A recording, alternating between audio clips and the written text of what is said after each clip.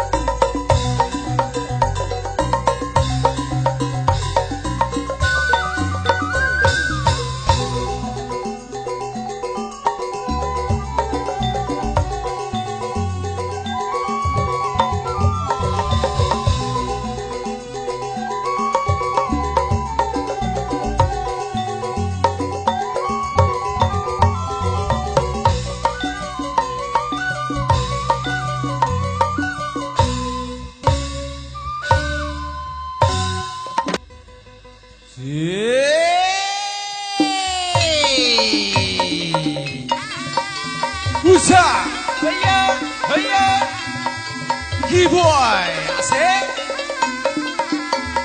Nyipo Haji coy, Subang.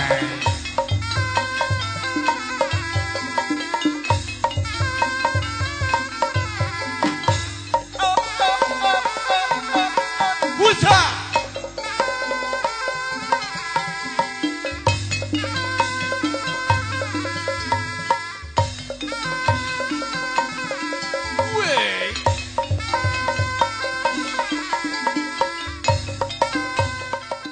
Membingungkan memang, kenapa musik tradisional yang begitu hebat menurut saya bahkan dikagumi oleh masyarakat dunia karena keunikannya. Tapi justru sekarang anak-anak muda lebih simpel dengan menggunakan alat-alat musik yang lebih modern tapi sentuhan etnis. Nah, seperti apa bentuknya? Pemirsa, lihat nih ya, bentuk alat musiknya modern. Kalau kata kita ya, kalau kata orang mereka sudah tradisional juga seperti di Eropa dan lain. Nah, kolaborasi ini pun sangat menarik, tapi sentuhan etnisnya luar biasa. Kita lihat,